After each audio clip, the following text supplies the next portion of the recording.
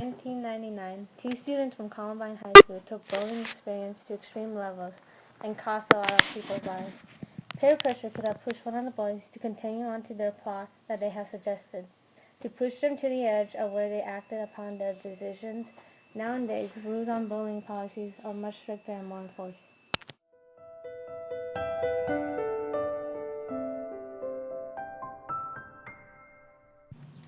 In this podcast, we will be exploring 3 stories from 3 different people and how they dealt with the encounter of peer pressure and bullying. Also, their methods on dealing with the problem or to going around it themselves. Many people have different ways of dealing with bullying.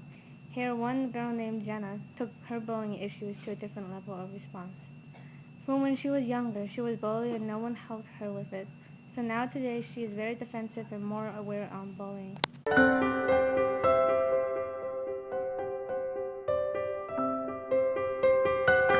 Want to do, I don't really let the peer pressure get to me.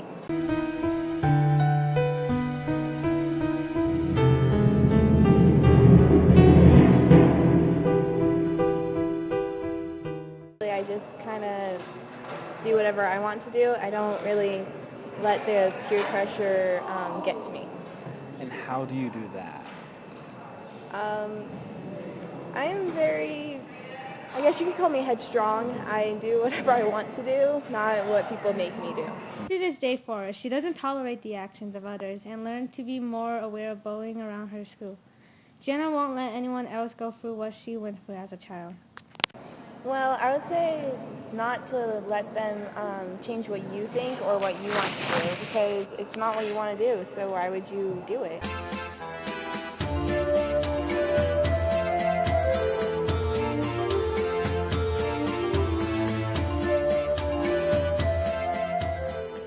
Overall, her experience from bullying wasn't as terrible as Rachel's, who is currently now a sophomore. During her freshman year of high school, decisions ran up and conflicts speared. Dislikes took shape as the first events happened. Corner of the cafeteria, like boys, we used to get a lot of things thrown at us last year, and I remember one time this kid dumped his drink on purpose. Oh my god. Her friends stood up for her and fiercely yelled at the senior, but she stood there in shock and felt very insecure and was incapable of confrontation. Everyone yelled at him for me. I was kind of just like, that was unexpected. Right. I think there are definitely times when you should stand up for yourself, or especially if no one else does it for you. Like, if my friend hadn't yelled at him, it probably would have been good for at least me to yell at him or something. Right.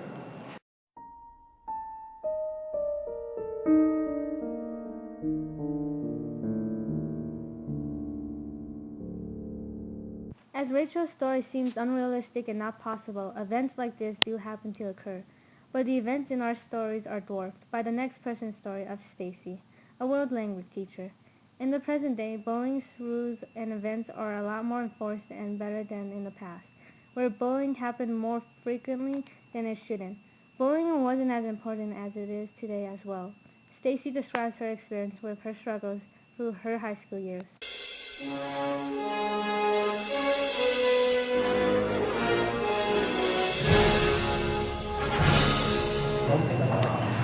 When I was in high school, I was incredibly heavy. I weighed 270 pounds, so I was the object of ridicule quite a bit. It was very hard to miss me. And so I was made fun of by most of my classmates. And at that time, it wasn't as restricted as it is now. And so there were many, many students who picked on me because of my size.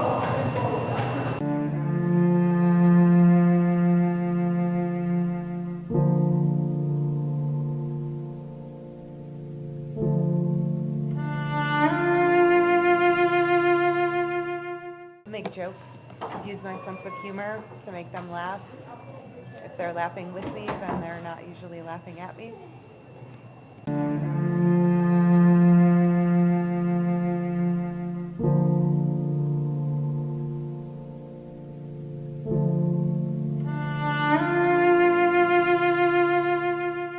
No, never stood up for myself, just made jokes about myself so that I was laughing too. and that kind of took the sting out of what they were saying. But no, never stood up to any of the bullies, never said anything back to anybody. I did get my just rewards at my 5-year class reunion when I was very thin, and they did not know who I was. But that was also 5 years later, and high school was very, very long for me.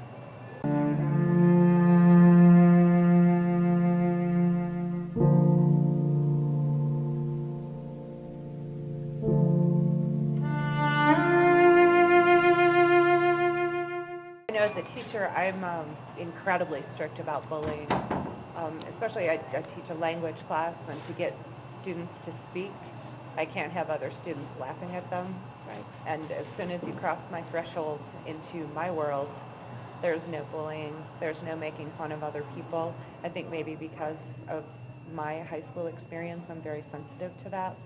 And so I go out of my way to make sure that doesn't happen ever in my classroom.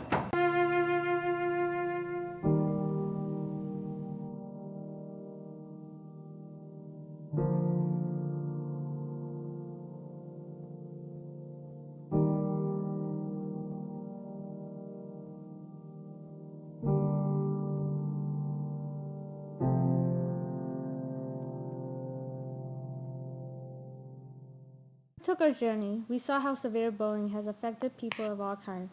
We also saw the severity of bullying and how much damage it can do to a person's life. But after all their experience, these fine women have now created a much higher toleration towards their views on bullying.